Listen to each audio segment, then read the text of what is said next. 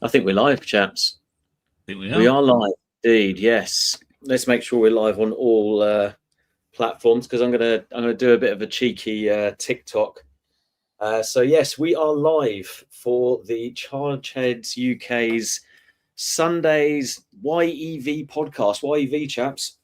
Why not?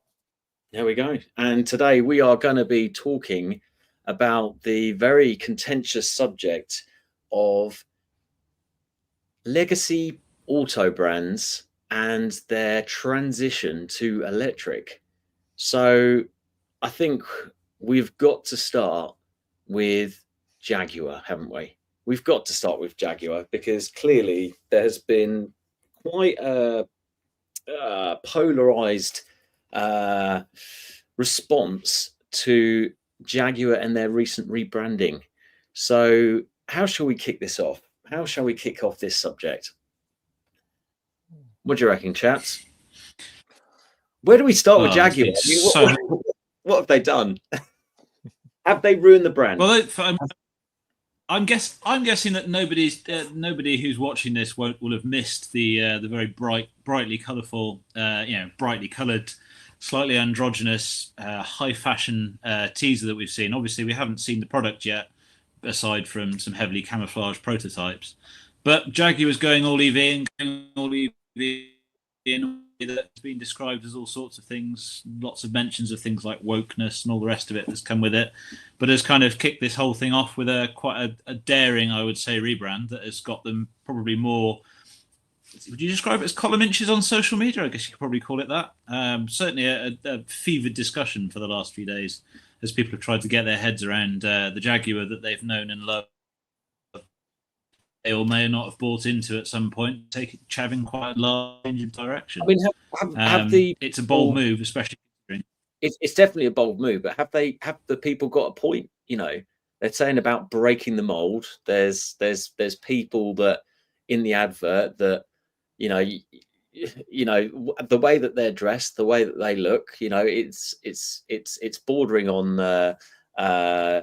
a little bit strange. I can understand why people have kind of put that label on it, you know, and I think we were discussing earlier the fact that, you know, quite happily the anti woke or people that want to jump on the bandwagon and go, do you know what, that is a move in the wrong direction. Is that, and you know, have Jaguar done a Bud Light, you know? I personally think think the issue. Go on. No, I think part of the problem with Jaguar is there's been an inconsistency in terms of how the brand's been handled. I mean, watching it, say, over the last 25 years or so, I mean, in the late 90s, you had these kind of very retro vehicles like the X-Type was kind of a copy of the big, you know, the Sovereigns and so on, but kind of downsized and scaled and done on Ford underpinnings. Allegedly a good car. I've actually never driven one.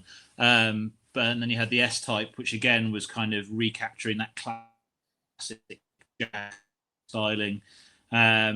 Then all of a sudden you had the XF in the late 2000s, where it was kind of like, no, we're not going for the volume thing. We're going high end. You kind of your 530D customer, your kind of high end E-Class customer, V6, V8 engines, lots of performance, low volume, very aspirational high end products. And then all of a sudden, 4 years later, 4 years down the line, the XF was getting smaller wheels, 4-cylinder engines. They were going big into fleet, and you suddenly had XE coming along and all the rest of it. I mean, if you look at Jag 10 years ago, the products were beautiful cars, good-looking cars. You know, real road presence, good to drive, nice technology in them. You know, the gear knobs that would rise out of the dashboard as you turn them on, and the phosphor blue illumination. They felt different. The problem was, and I mean, I'm coming out of writing about this from a fleet perspective, the perception of quality. That's the image issue I think they've always had. And for me, I mean, I think, you know, certainly before we get on to the wider kind of image change, I wonder if I would have been potentially thought more about the kind of going behind that kind of how to do things a bit differently to the German brands, and also how to kind of go, we're really confident in this product. And I actually think they could learn a lot from the Koreans here. So it seems strange to think of Jaguar learning from the likes of like Hyundai and Kia, right? But if you think about look at me now, you know, if you think about the 7-year warranty on Kia products, that was a stake in the ground. We believe these products are going to last.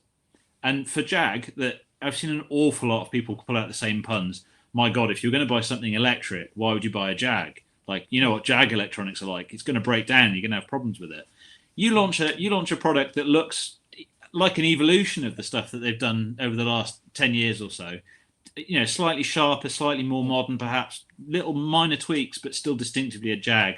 Make it electric, stick a 7-year warranty on the thing, and perhaps do some of the concierge stuff that you get with Genesis, where you have your own personal assistant that picks the car up, and that you have this single point of contact, and you do the VIP experience side of things.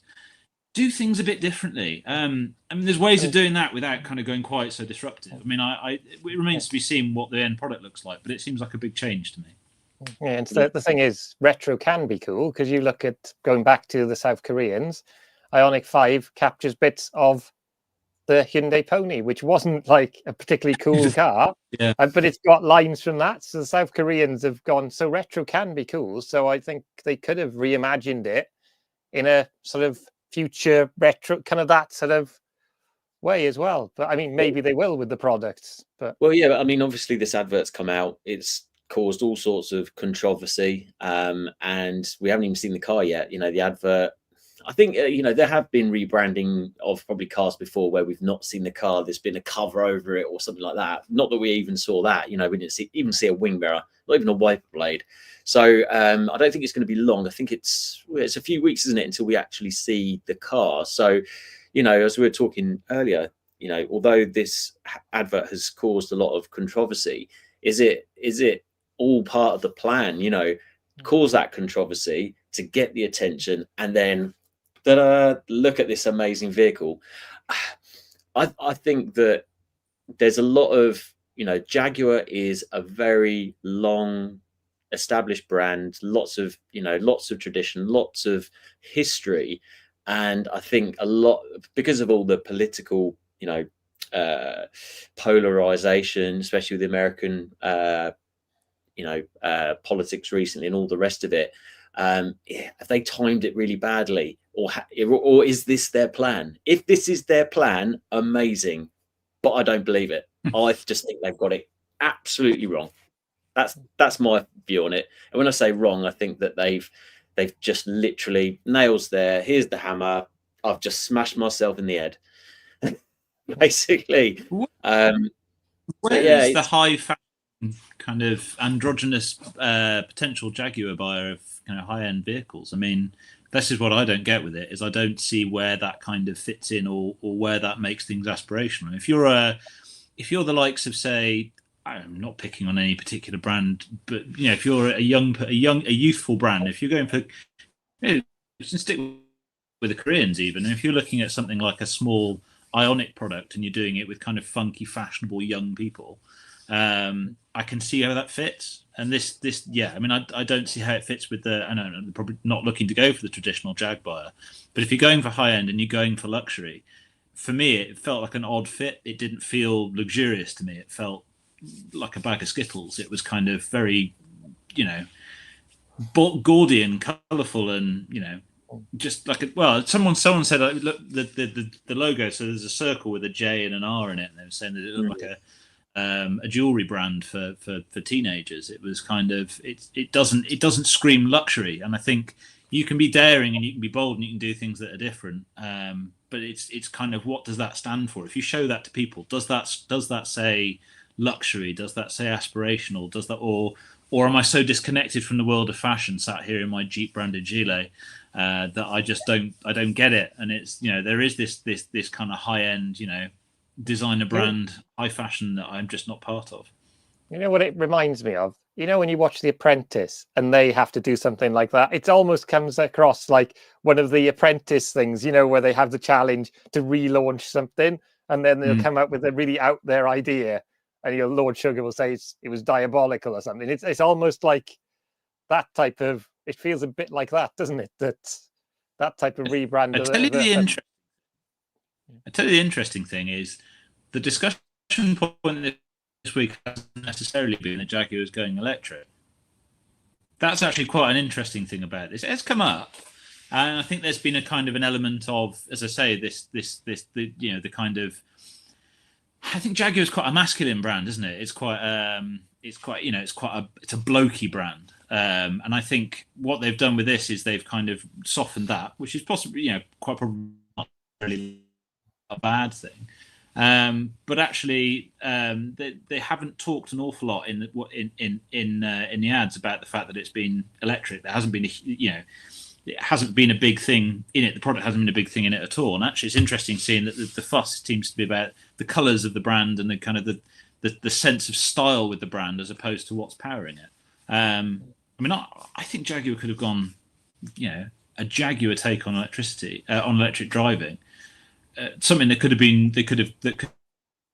kicked 8-10 years ago. Performance plug-in hybrids and stuff. I know plug-in hybrids have a slightly mucky reputation in some corners. Push with the kind of we're an electric Jaguar. We're forward thinking and high quality, high performance, but doing it in a way where it's sustainable and it is forward looking and so on. Well, you say about for Jaguar me, it felt like you're saying about Jaguar being forward thinking.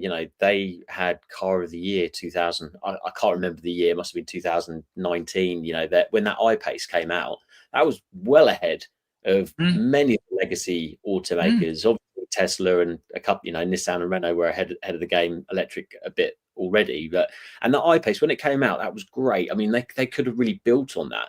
But from my experience in the motor trade and the vehicles and the reliability, is the reliability just wasn't there, and that vehicle was becoming more longer and longer in the tooth. And the I-Pace has just got the reputation, as far as I'm concerned, as being a very unreliable vehicle, which kind of matches the JLR product at the moment, being having more vehicles in for warranty claims than actual servicing work. And I can't even fathom the amount of delays that they've got in the servicing for all of their products. And I think even if they can get that right, yes, okay, if they can bring out an electric car that's got good stats and good charging speed, that looks the part, that's got decent software, that isn't like a Volkswagen Group issue where they have issues with glitchy software, and they can get the reliability right, that is what's going to make it matter to me. But I think they talk about breaking the mold, and that they want to appeal to a younger crowd, but the type of vehicle that they're bringing out, it's going to be 5 meters long. It's not going to be massively affordable. Exactly. So it's a massive gamble. I mean, it's what would we do? What would we do with the Jaguar brand? Because obviously that's what they're known for, the bigger luxury vehicle. But as we've seen in the market for EV, I mean, to buy one new is like financial suicide, because the depreciation on those things is absolutely horrendous. So from what I've seen so far, and okay, it's only just one advert, but it's just given us a taste. Although, as far as I'm concerned, it's a very odd taste. It's like, I don't know, peanut butter on a Marmite sandwich or something. I don't know. That might taste good for some people. I don't even like Marmite, so there we go.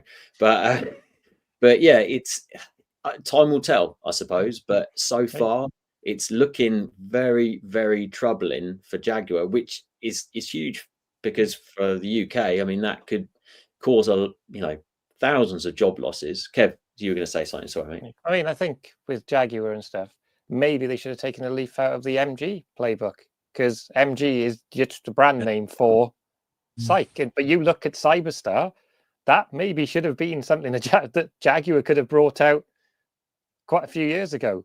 So you've got MG, which is now going to be selling a 50k car, which is an expensive MG. But the feedback and response to that, I mean, when I was in the British Motor Museum a couple of days ago, the coupe version of the Cyberstar is on display there. So it's like, if they can do it, maybe they should have taken a leaf out of that. And actually, MG is embracing its heritage in a new way. So couldn't maybe the Jaguar brand embrace some of its classic heritage, but in a new way with electrification? Yeah. And I guess the interesting thing, if you consider MG, is that they don't look like old MGs, do they? I mean, the Cyberstar doesn't look like a classic MG, but it's I guess maybe classic MG enthusiasts might disagree, but it's modern, and it's also kind of links into and ties into. They've managed to tie it into that heritage quite nicely. I mean, electrification's this opportunity to really reinvent yourself as a brand, isn't it? If you're a brand that's been flagging for a while, the ability to kind of take that and do something different with it. I mean, can you imagine if, when the JLR thing really kind of got going under Tata 10 to 15 years ago? I mean, possibly more towards the 10 years ago mark. As I say, to be able to, if Jaguar had really made electrification a USP back then, like Tesla did at the time, it would have felt like an enormous risk, but it would have been incredibly well timed to really steal a march, wouldn't it? I mean, if you look at what Volvo managed to do with things like XC40, I mean, that was pre-Dieselgate, and that was at the point where everything in that segment was diesel, and you had them doing plug-in hybrid stuff quite early on.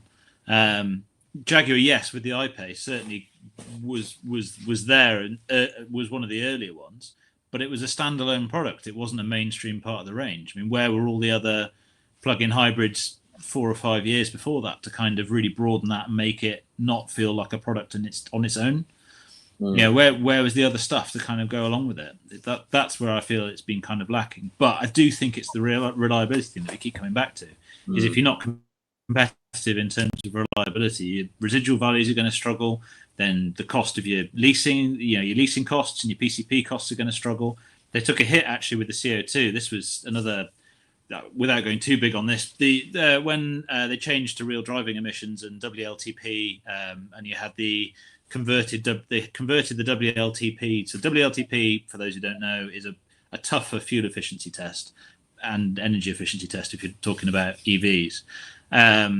When that first came out, there was a year or so where you had WLTP figures that they would convert back to the old driving cycle, but they'd put it through this software that would calculate what the equivalent would be. And actually what happened was it didn't do it as well as it came across. So for for Jag that was going big on fleet at that point, you had the XE that went from 99 grams per kilometre to 129 grams per kilometre overnight because it had changed. But the government never recognised this in the tax. They didn't kind of go, we've got to allow a 2 or 3 percentage point gap change in BIK for benefit in kind on company cars, because they just didn't appreciate this was a change. They were like, well, it's still the old cycle and it's now the new cycle. They've been converted. They should be the same, but they weren't. For a 30% rise in tax, that's a 6 percentage point increase in your company car tax. It's a massive hike in tax bills overnight, and suddenly makes those cars look quite uncompetitive in the market compared to other stuff. So they took a hit in all sorts. They were just unfortunate in terms of timing that they kind of brought good products along for diesel for the diesel era about 4 or 5 years too late to really capitalize on that kind of Treasure Island period where interest rates were low, tax rates were low on diesels, and they had the products for that. They were too late with it, and the I-Pace was just too much of a standalone product, I think, to kind of take them forward and make progress in that way. So there's a two-pronged approach. I don't think it's a case of ripping things up and starting again as they have, but maybe they're at the point now where they have to do something just as disruptive as that to kind of to get beyond where they've been. Well, I think, as far as I'm concerned, I think it's a bit of a knife edge. It could go one way or the other at the moment. So let's see what the car looks like, and then I think the looks is going to be obviously an important one, and then first impressions, and then obviously the drive, and see where we go from there. But Jaguar aren't the only brand in this boat, are they? There are other legacy brands that are looking to transition to electric, and some are getting it very, very right. Talk about the positives for a minute. You look at what Renault are doing, and again, you look at the brands that are doing well. You look at the Fiat 500. When the new Fiat 500 came out, they did so well with that. And this is what Renault are doing with the Renault 5, and I think they're doing great work. Having sat in it and looked around, it looks like a really good product. Is it the Renault 11 that they're reproducing as well? Renault 4. Renault 4, sorry. That looks like, although it's not my fancy, I think it's building on this, like Kevin was saying earlier, it's building on that kind of harking back to the retro design, because people that maybe have got some money that they're like, oh yeah, I remember I used to have a Renault 5, my first car, and you just want to hark back to that, and just the fun element, a bit like the Renault Clio, Nicole Papa, it's just invoking all those memories, and I think that's certainly what Jag needs to do, and I think some of the legacy brands are doing that. So for example, I'm just trying to think of a legacy brand that have done that, but the vehicle just hasn't really taken off. I'm just going to try and think of a couple of other positive harkback brands. I'm just trying to think of some other ones that have done quite well recently.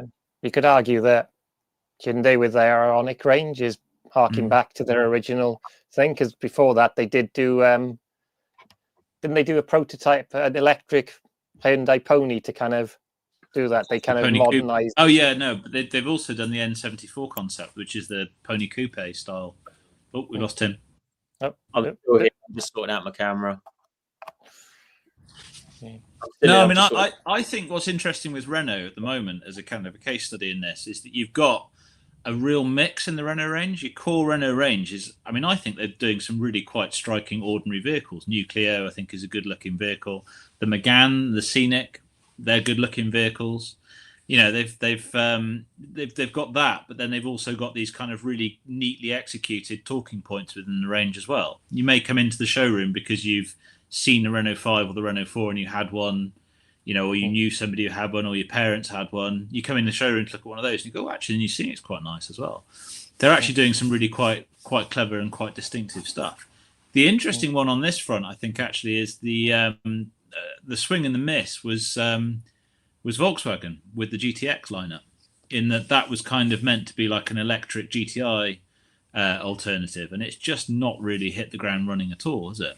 It looked, in fact, launching it with the ID4, ID5 perhaps didn't make a huge amount of sense. I would potentially have thought about doing it with the Golf, the ID3, and calling it an ID3R or something like that, rather than trying to do a GTI thing with it. But it's interesting now seeing Volkswagen is scrabbling around trying to kind of go, we need to embrace that kind of Volkswagen-ness with the products again. And they're talking about doing a full kind of ID overhaul at some point in the next couple of years to kind of re-inject that back into the brand. So it's reconnecting with that heritage again. Yeah. Well, you think that actually with the ID3, for example, the Cupra looked better than the Cupra looked like a sporty car. And it's an ID3 underneath, but they should have almost done the Cupra as the kind of GTI type one. Because I always joke that I think the Cupra is an ID3 in nicer clothes, because it does look angrier at the front, doesn't it? It's got that aggressive look, whereas the ID3 hasn't got an aggressive look. It reminds the ID3 reminds me a bit of, do you remember in the 90s there was that concept kind of bubbly Volkswagen with four-wheel steering and stuff? Yep, I remember it. Yeah, that it's kind of got that front to it, hasn't it? It looks like the Up concept as well. It looks an awful lot like the Up concept. It doesn't feel quite. Yeah, I mean, I've picked holes in the Volkswagen ID stuff. As a Volkswagen fan, it's kind of some of it's swing and miss. I think a little bit. It doesn't quite add up. It doesn't quite sort of chime in with that classic Volkswagen feeling that. But then neither does some of the new ice stuff. They felt a little bit like they need a bit of a shot in the arm. I can think of a brand that has reinvented itself with electric a bit. Lotus, the Lotus Electra, and they've kind of gone into it. And I mean, I know they've got a big finance, but then you could argue Tata is quite a big financier behind Jaguar Land Rover to develop those platforms. So I mean, would it be, they're being modern, but they're still harking back to their heritage, aren't they, with Lotus? Yeah, and Lotus have had the issue on reliability in the past, haven't they? Yeah, no, definitely. Yeah, I think you hit the nail on the head. You talked about, the backing. The backing always helps, doesn't it? And I think, again, not to broach on the subject again, but I think Jaguar, if they get this wrong, this is going to be very, very, dangerous for the brand and obviously for everyone. But we're talking about VW, overhauling, the ID3 look. And we look at Mercedes, the one that you shared with the WhatsApp today, Alex, the fact that Mercedes are kind of going back to the old look of the Mercedes. And I think I think making it different can sometimes massively backfire. And I think the pictures that I've seen, and please go and have a look online, which brand was it? Which model was it? Was it the E-Class? It was the EQS where they're going. Actually, yes, the EQS refresh where it's got the slatted grill, put the slatted grill back in on it and stuff, and they've just tried really good. Yeah, that looks really, really good. I think sometimes they're just trying a bit too hard. I think that's what some of the brands are doing, and sometimes it does pay off, and sometimes it's a swing and a miss.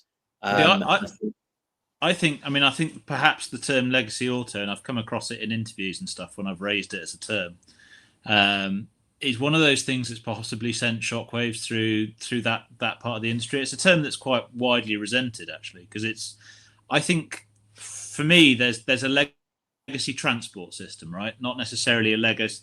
I don't think necessarily there's legacy car makers, but there's a legacy transport system, which is the fuel burning, not connected, single ownership. So the opposite of your case. So your connected, autonomous, shared, and electrified. Your inverse of that is your legacy product. It's your pre-smartphone stuff, right? Your old school way of computing and so on and so forth. What you need to be the Apple Macs and the Apples and the Microsofts of those worlds, and keep up with your likes of your Xiaomi's and your Samsungs and all the other, and Huawei's and other emerging brands as they come in and offer those products, and you need to kind of grab your product and bring it up to date with those.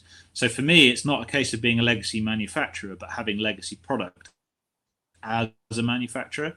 You can be a forward-thinking manufacturer without necessarily, because legacy implies something that's obsolete and needs to be replaced, and that's kind of a self-fulfilling prophecy, right? That's something where if you don't have the right products, you become that.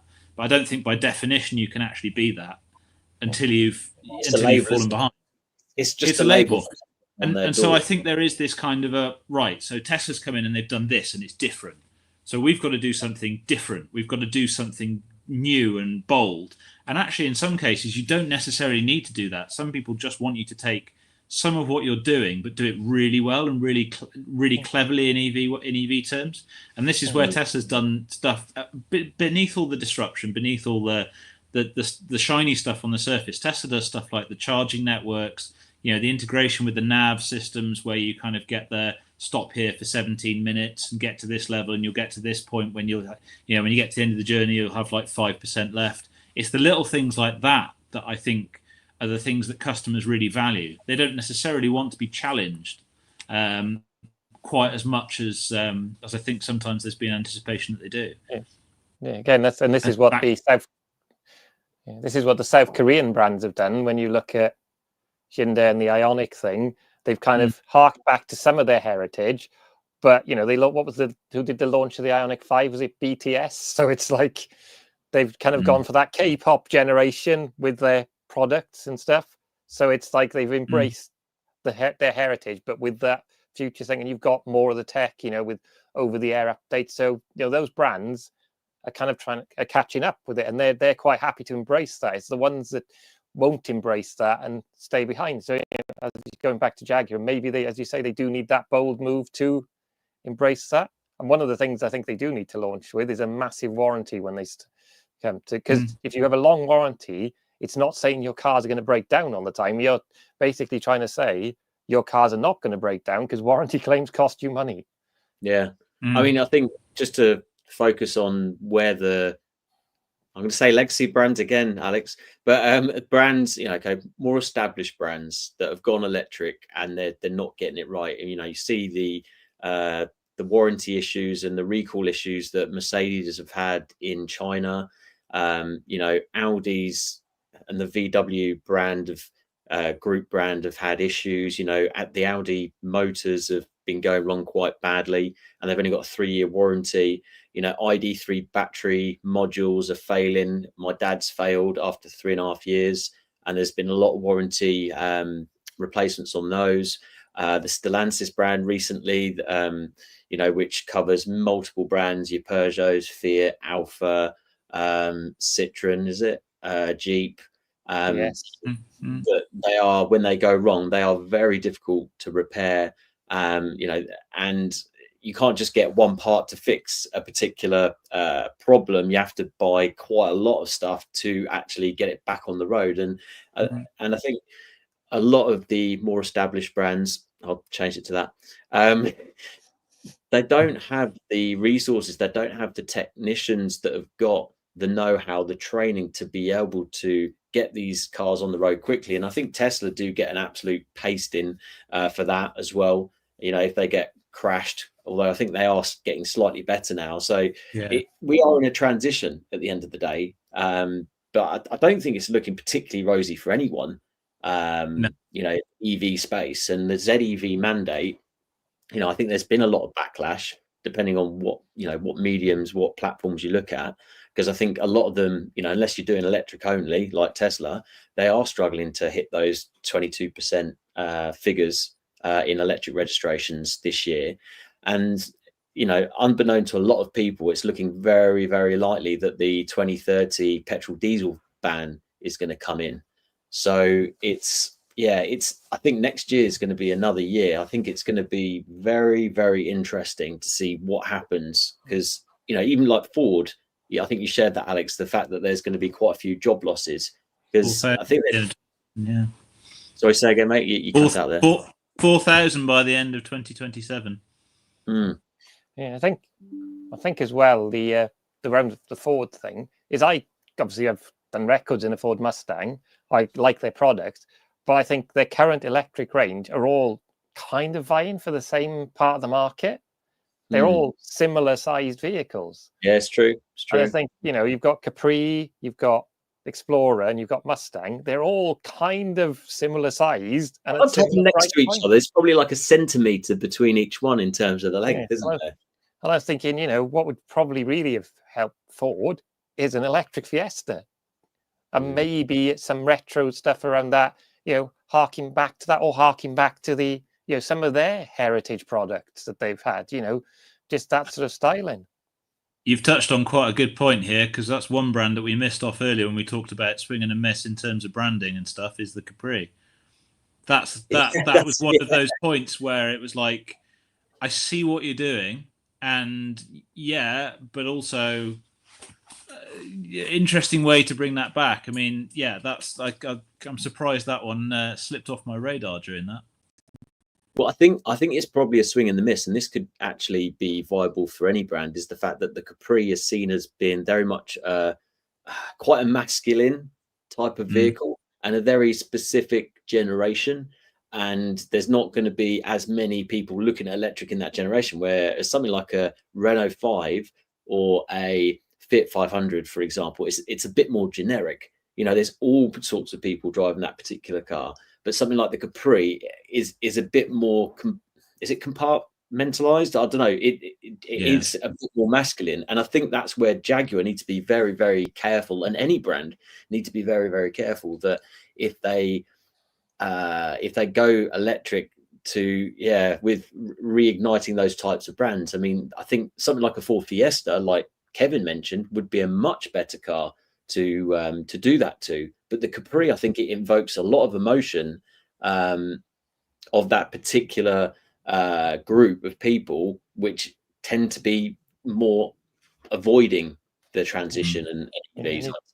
And you think Mustang kind of worked because you had the people who had their Mustang, which was their two-seater one and stuff, or you know, not really that great. There was a lot of kickback when it first came out. But you have a lot of people who have their 5-litre Mustang for their fun, and then they have their Mustang Mach-E to take the family and do the school run. It's that type of it work because you've got both. Jaguar had Jaguar had an advert that I remember seeing quite a lot running actually in airports about 10 years ago. Probably not quite as much as that, and it said, "Machines hum, we roar." And the idea was that by buying a Jag, even if you were buying kind of a fairly run-of-the-mill one, you were getting something that was just that little bit more exciting than the rest. And I think they've got scope to do that with EVs. And the one thing they absolutely, because they're threading a needle, right? They can't push too far, but they also, a bit like they're like the bus in speed. They can't go too fast and they can't go too slowly with it. Because on the one hand, they've still got to appease that kind of quite well off, group of people who would buy Jags traditionally, but I guess they've also got to find ways to be fashionable and attract that kind of the new blood to it as well. So it's such a tricky balance, isn't it? I think one of the worst things they could possibly do, though, is to go too heavy on the heritage and have something that looks really, really retro. So something that's like an electric E-type, but kind of modern style. I think they can't go too retro with it, but there's value in the brand in terms of doing EV in a Jaguar way, a different way, something that isn't consistent with the the rest of the market. And actually, I think BMW's done that quite well with some of the products that it's got. I mean, the i5 feels like a 5 Series. The i4 feels like a proper BMW compact executive saloon. They've recaptured that petrol and diesel car spirit in something that actually is quite evolutionary visually. And they don't look different. They don't does look it in too a very but they don't look too different to the hybrid or the petrol or diesel version. So they've kind of, these are the different power trains you can have. They've not completely detached themselves. So maybe that is a safer bet. Yeah, because they did experiment, didn't they? Because the i3 looked very different, but they've slowly gone back to their electric cars kind of just look like their petrol cars. Yeah. I don't know how good a seller the i3 was for them. I mean, there's certainly quite a few out there, but I think it was a bit Marmite, wasn't it? It's a bit like the Audi A2, which my missus absolutely hates. I mean, I don't think it looks the best looking car in the world. I know it's got a lot of exciting, things about it. The fact it's made of aluminium and, for the geeky car crowd who are really into Audi, it probably sell really well, but in mass volume, probably not so much. So, but ultimately they're there to make money. So they need to shift units, don't they? So. Well, if you're talking about premium brands and small cars, the interesting case study is if you look at what the three German, this is not related to EVs, but what the three German premium brands did in the 90s. So in the late 90s, BMW did the 3 Series Compact, where they basically lopped the back end off a 3 Series Coupe. Mercedes did the A-Class, which was an incredibly interesting vehicle, but weird. And Audi did the A3. Now, if you look what's happened over time, all of those vehicles have basically become an A3, haven't they? They've all basically Audi got that right, and they've all coalesced around it. And the reason I think is that Audi was ahead of its time realizing is what people want is a slightly posher alternative to your mainstream, hatchback. So rather than trying to do something different and do something premium and do something weird and do something clever, actually people just want like a nice badge on a. And I think that kind of applies in a slightly different way with the electric stuff, is that actually a lot of people don't necessarily want to stand out and make a big statement. They just want a car that fits their lifestyle and that they aspire to for kind of the services and the experience attached to that car, and the experience of turning around and locking it and having that one glance back at the car in some cases, which Jag can do really well, I think. It's just kind of doing that. Just to answer PWNE Motors, Jag is owned by Tata. If Jag were to do a MG Cyberster or Lotus Electra, what Tata would they base it off? I confess I'm not a Tata expert, but their cars seem small and cheap. Maybe the Harrier. I've never even heard of the Harrier, to be honest. Truth be told, but yeah, I think it's slightly off topic, but from what we were talking about earlier. But it's very difficult for me to see the chat because I've got it on widescreen. So apologies, I didn't see that earlier. Yeah.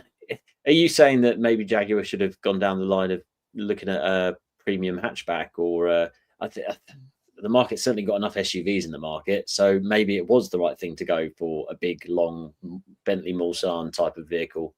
Because I'm not necessarily they need to go for a hatchback, but actually the realization between the German premium brands is that actually that you want to do something kind of normal, something a bit like a Golf basically, but with a premium badge on it. And I wonder if that's the case with take the word premium and swap it for something electric. Whereas what people are realizing now is that actually maybe people just want something kind of normal and special and something that's a nice experience regardless of what's under the bonnet. The EV thing almost is is not the deciding factor with it. You don't have to be different to be electric. It can be kind of normal, but just electric. Yeah, I think the issue with Jaguar is where they've lost out to other brands is there is no platform they can go to. You know, you look at the Lotus, it's based on a Geely platform, so which is Polestar and stuff like that. And they've kind of, well, that's a prime example, isn't it, of a premium brand. Polestar didn't exist a few years ago. It was just the sporty versions of Volvos.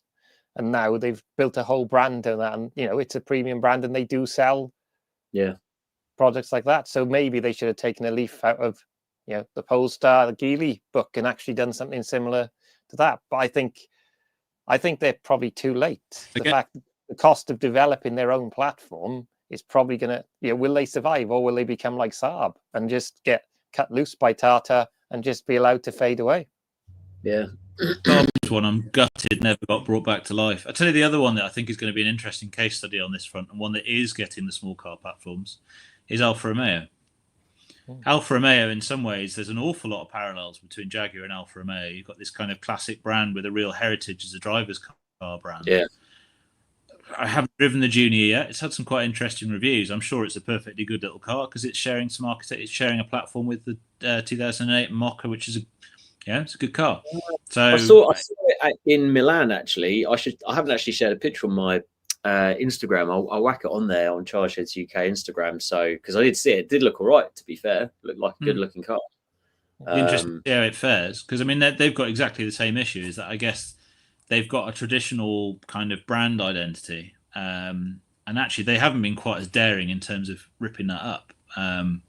So maybe they're a measure, and I guess similar kind of quality related reputation with Alfa Romeo stuff. And Lancia is the other one. I don't know. I mean, that's another brand where, you know, you could use electrification as an opportunity to reinvent that brand. Do something different. Do something norm. We're Lancia. We're all electric, and this is our stake in the ground. We're going to make a go of it. We're going to have these great cars that are, you know, built on that Lancia heritage, but done in a modern way. Our take on electrification. This is us. This is our step forward in this.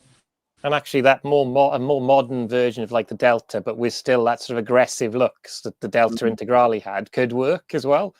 You know, because the Delta went a bit tame by the end. It looked a bit. It didn't be. You know, the last Delta, which was also what was the Chrysler version we got, which was it was a Chrysler Delta. The Chrysler Delta was the Chrysler Delta. Yeah. It didn't really look like anything of hark back to anything particular, did it? I don't know if that's me that's lost everyone or not.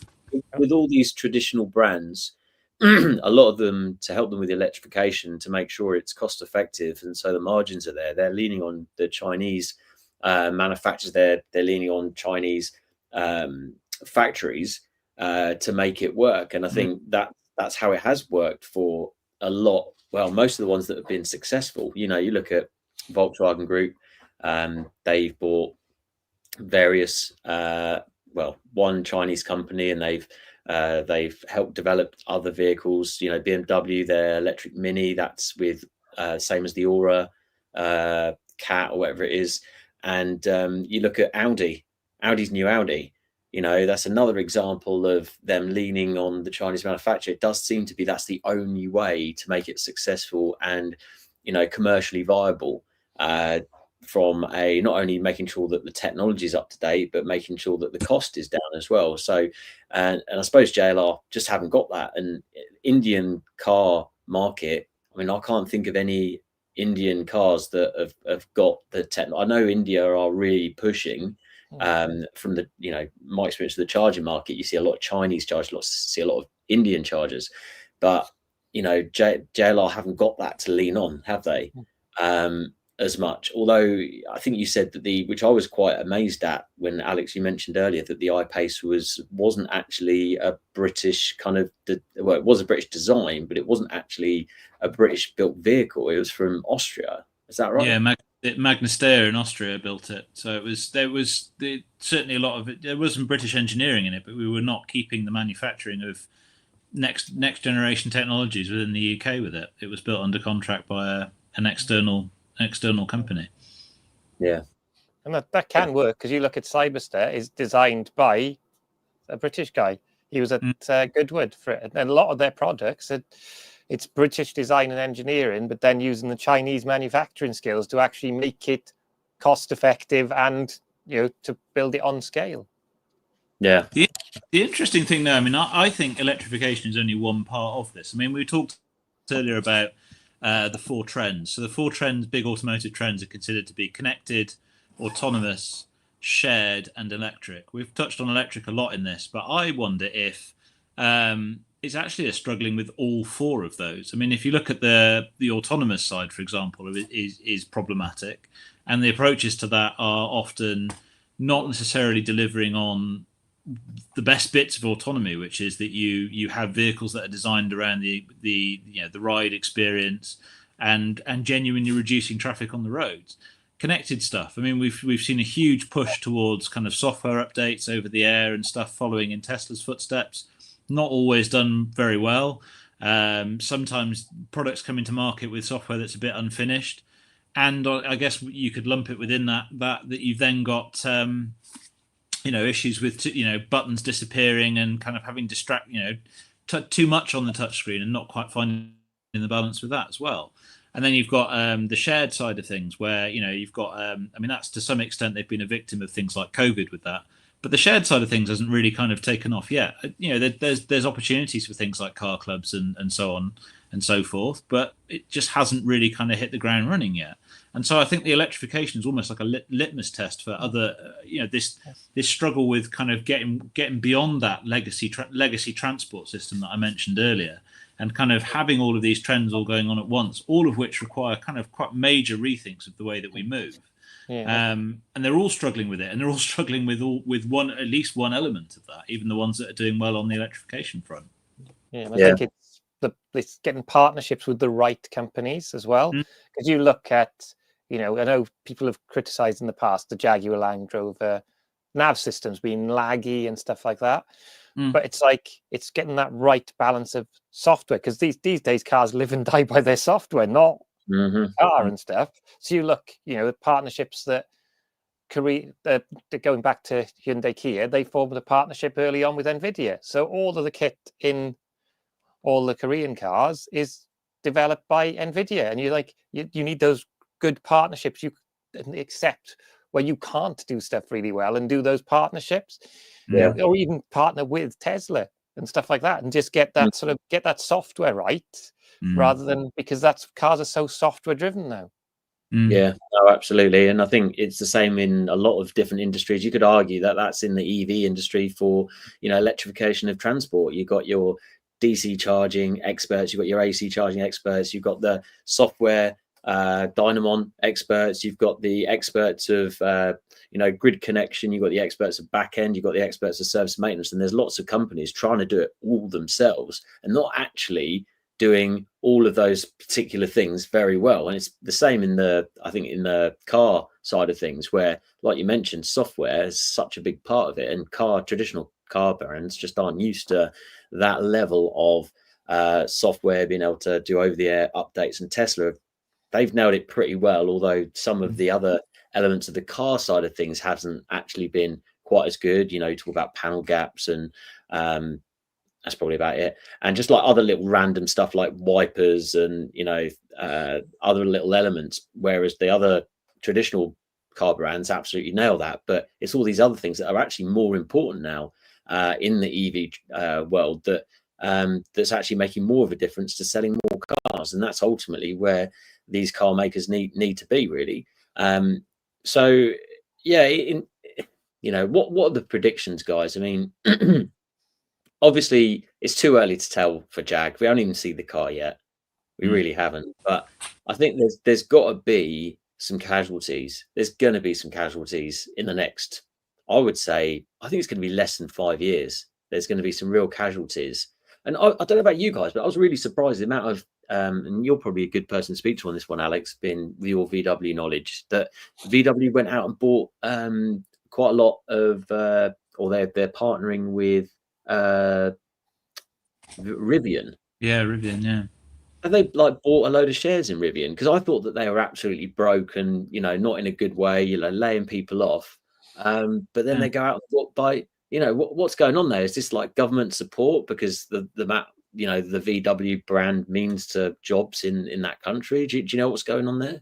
Not sure, but it's an interesting one, because there were an awful lot of parallels drawn with, I don't know if you saw the Scout vehicles that came out the other week, which are part of the Volkswagen Group portfolio. So Volkswagen Group owns the Scout brand. It's the international. It's within the international truck brand, as far as I'm aware. So, do you know International Harvester? Yeah, the people that do school buses and various other bits and pieces, and Navistar and other bits. It's a big American trucking company, but they've relaunched the Scout brand. So Scout used to sell little SUV. Well, I don't know if you could really call them SUVs, but little kind of off-road, bit like a kind of a Bronco-y type thing back in the like 60s, 70s.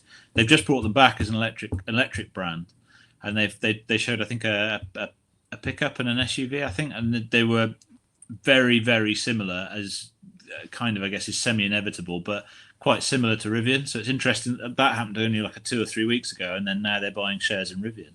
But I guess there is that need, isn't there, to learn from these kind of disruptive brands and to be able to, because I think, again, from conversations with people who've worked on, both with the new Chinese brands who kind of coming at this from a technology perspective, and people who've also, who've come from the traditional kind of slightly slow moving world of automotive into those brands, are saying that the big advantage that a lot of the, particularly the Chinese brands, have got is they move so quickly on things. They take decisions, they put them into action quickly, and they just make it work. And I think, being able to learn these new sort of technology industry based kind of ways of working maybe is what they're looking to kind of find out, kind of what can we learn from you, and vice versa, what can people, your new brands learn from traditional, auto manufacturers, because there's still stuff to learn there. I mean, these guys, the legacy, I guess, is the decades of knowledge of how to build cars properly and to sell them at scale, and to kind of, to do the traditional, the boring stuff, the grey stuff, the stuff that's not particularly flashy and all the rest of it. So maybe there's a mutual learning there that's worthwhile. Yeah, because you look at brands like your Fords and stuff, they know how to paint a car far better than some of the newer brands that the paint's not great on and stuff. So you think there is stuff they can learn, and stuff that, doors that shut and work all the time and things like that. Now, I do feel that that is a dig, Kevin, and I know exactly who you're talking about. Funnily enough, to retort to that, a friend of mine has recently bought a Model 3 Performance, and his paint guy, or his the guy that was protecting the bodywork, apparently went round. It's that lovely new red color that on the Tesla Model 3. If you've seen, it's like a Mazda 3, like a Mazda red. It's like really lovely. And apparently there's only one minor point where the paint depth was slightly under, but the rest of the bodywork was absolutely flawless. So maybe they have cracked it in that case. Unfortunately, it's 50 brake horsepower down from the American one, which is a bit of a kick in the nuts, isn't it? But unfortunately, that's really disappointing. But I was thinking, just, this is slightly off topic, guys, but obviously the tax credits are probably going to disappear next year with the in America, and I think that was the reason why the Tesla Model 3 Performance, we got the crap battery that wasn't American made. That's not crap, but the not as good battery. That's why they couldn't put as much power through it. But now the tax credits are probably going by the wayside. We might even start getting the more powerful Tesla Model 3 Performance over here, which my mate will be extremely gutted about. However, that's great, because you look at I don't know if you guys have seen the performance of the Tesla Model 3 Performance new one versus the Ioniq 5N, and they are pretty much the same. I think the Tesla might have just had the edge. But yeah, I think, did you watch the Haggerty video of the M4 competition versus the Model 3 Performance round Willow? That was the one where they started by saying you could either have the M3 or you could have the Model 3 plus GR86 plus GR86. Yeah. Which is GR86, yeah. That is bonkers. That's the only bit of it I've seen, but yeah, I thought it was quite an interesting point. It's well worth watching, actually, because obviously the M3 did well in other corners. The Tesla apparently has got this economy mode that you can put it in when you go around the track, but it makes it like I don't know, it was like a little bit slow around the track compared to being in performance mode, but it saves the battery and all the rest of it. So, but if you want the best all rounder, the Tesla's great because it's great on the road, it's cheap to run, and it's like so much less expensive. I know it's a bit of a red herring, but you got me on a red herring there, Kevin, by trying to dig the Tesla there. So it's interesting you mentioned about. It's interesting you mentioned about the the Kia is getting the same power as the Ioniq 5N now. So the GT is going to be the same power. And interestingly, I also read another article where the EV9 is getting 500 brake horsepower, which will be an interesting track vehicle with that amount of weight going around there. Have you seen the? Is it the Ioniq 9 or 7? It's the 9, isn't it? Yeah, the new 9. Yeah. That looks. In some angles, I was like, "Oh, that's amazing," and other ones, it looked like a Honda. What's the Honda? The one you mean? Yeah, it's not been as bold as I expected it to be. I thought it was going to be a bit bolder in design. Santa Fe is bolder. Santa Fe is it's bolder as well, I think, than the. Yeah. I thought it was going to be like an electric Santa Fe, but it's kind of quite sedate, the design on the new Ioniq 9. It looks really streamlined. Looks a lot more streamlined than the EV9, but I do prefer the look of the Kia EV9, I think. But it does look slippery as hell, that new Hyundai. So that could potentially be getting a better efficiency run. I was talking to Warren from EVA, Kev, at the what show was it? This was really, really hilarious because I was at the Transport and Energy show, and which was at Warwick University, and there was loads of university students protesting that Drax were there, which was interesting. And I was having a chat with Warren, and he was talking about his efficiency run. He said that he likes to beat you guys and yourself, Kevin, all the time. Well, we were all on the London to Brighton, where Warren got there how many hours later than us? I turned up very late because it was a very horrible day the day before. But the TVR, the electric TVR, I hope will be at the rally. But they're trying to jazz it up. But I take it you guys are going next year. Which one? Aren't you? The EV rally, London to Brighton. London to Brighton is too easy in an EV, though, isn't it? Really, it's like it is too easy to go London to Brighton. Do you know what the challenge London to Brighton would be? The best way to do it would be to get the best energy efficiency in the cheapest EV. Do it in an iMEV or something that's the cheapest possible EV you can find. Now all these electric cars have come down in price, guys. We could still have this used EV rally. By the way, the Lost Welshman just mentioned a while ago. The ad I saw was colourful of the Jag advert showing off an expensive font and said nothing. That's a good sum up. And I say let's just leave Jaguar there now, because I think that's a good sum up. And we will see what comes of that next time we can actually see a car. But yeah, maybe we should get back on this talk about organising a used EV rally. You're not allowed to spend more than £3,000, and you have to have the receipt. And then so no cheating, is it? Not like, no, I got a really good deal on this car. Yeah, exactly. None of this. It cost £2,000, but I had to put a new battery in it. So what you're saying is no Hyundai Konas and saying they were £3,000. Yeah. Well, I suppose you could get away with getting like a Cat N or something like that, but maybe that should be part of it, that you're not allowed to have a category vehicle. Your vehicle be HPI before you set off. Can you offset the purchase price by selling parts out of it? Because that's the other way to do it. Buy a cheap Leaf and then do a load of weight saving, i.e. strip it completely back and just sell all the interior parts out of it and just basically drive the body shell of a Leaf. But that would be hilariously good, I think. You know, I think this has got legs, guys. I think the fact that electric cars have come down in price now, especially the cheap ones, you know, it's all about maybe find it's got to be 100 miles. Maybe you go from, I don't know, the new grid serve in Stevenage, Hitchin, wherever it is, and we go to somewhere. I think 100 miles. What do you reckon, Kev? You're the expert on this, right? You are the expert. So isn't that doable in a cheap Leaf to do 100? I mean, that's pushing it. So, but you can do anything you want to it. You can like take everything out. You can, you know, run it on full space savers. Space savers. Absolutely. I think this has got legs, guys. 4 space savers off the road would be an entertaining drive, wouldn't it? Yeah. We'll just put space savers on the back and just be sideways the whole way there. I think we could probably get it down to £2,000. I mean, I can't afford that at the moment. I really can't. But Yeah. I I'm think thinking, I'm just got wondering how cheap you can get the original Ioniq for, and how much you can take off the original Ioniq.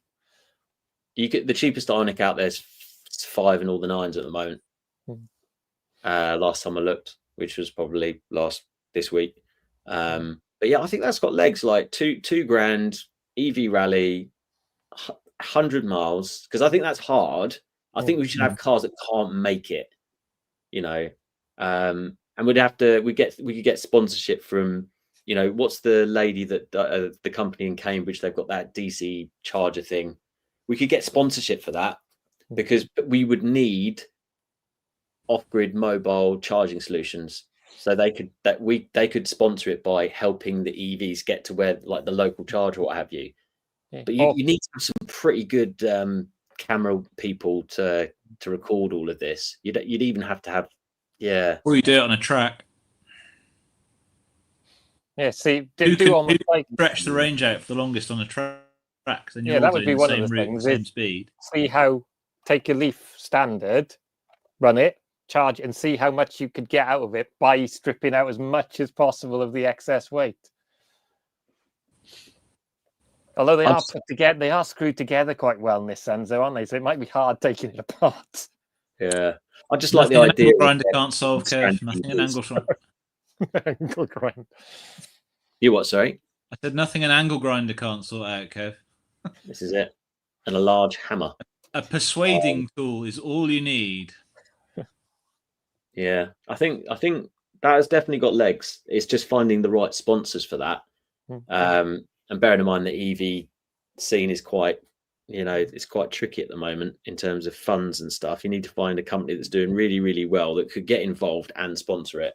But I like the idea of track, but you'd have to have more than one. I do like the idea of track. Yeah, like at least you'd have to have at least 7 or 8 cars. And you organise it as an event. Set a maximum 24 hours of 24 hours of Le Mans with cheap EVs on a track somewhere. Yeah, you can get the longest distance in 24 hours. And see how many teams you could get involved with it. And you'd have to have I think you'd have to have a petrol car as well. We are live, you know, guys. We are broadcasting this idea to a whole world of people who are. Yeah. Well, I think it's a jolly. Oh, the TikTok live is ending soon. It's doing some weird stuff, but we always come up with our best ideas when we're not live, anyway. So now we've come up when we're live. Yeah, I think it's a great idea. So if anybody, I certainly want to get involved in that. I'm sure, you know, Alex and Kev want to get involved as well. So if anybody is thinking that that's a great idea, then maybe I should start a GoFundMe. That might be a good idea. Start a GoFundMe. Let's have an EV Le Mans. What racetrack though? Which racetrack could it be? We'd probably have to do quite a lesser known racetrack to make it one that more... doesn't have a ban on EVs would probably be a good start. What about Ladlow? Because it's close to you guys, and I know that they definitely take EVs on board. Or Pembrey. Mm-hmm. I don't even know where that is. Where's that? In Wales, they do it. Yeah, they do the truck racing there. So, is that whereabouts in Wales? Is that Carmarthen? No, yeah, it's west of you, Kev. Kev's in Swansea. Yeah, Effley, I think. Yeah, I've been there. I've been there, but a long time ago. I can't remember where it was. It does need to have charging there, though. That is the problem. And I remember going to the EV rally. Check out the YouTube EV only rally videos that I did on my YouTube channel a couple of years ago. I remember there being a Porsche Boxster there with a Tesla swap in it, and he had a 3-pin plug plugged into the office, and it was coming out the window into his Porsche, which was highly amusing. I think that's definitely got some legs. You need to have a circuit where you had lots of regen opportunities on it, I think, so that you've got a bit of skill to it, and you've got a bit of kind of a bit of energy harvesting opportunities. Right. And then, I think when you pick your tires, further, we need to talk about this privately, because you know. But if anyone thinks it's a good idea, whack it in the comments if they're up for an EV rally or want to want to contribute. It's hard times at the moment, so that's probably going to be the hardest thing, is financially making it viable. But yeah, thanks everybody for listening to our rant about legacy or traditional automakers and our first thoughts on Jaguar. And when Jaguar come out with the vehicle, we can touch on it a bit more. But thanks everyone for listening. Please give it a like, give it a share, give it a comment, and thank you very much. And Alex, Kev, see you soon. See you soon. see you later. Thanks, guys. And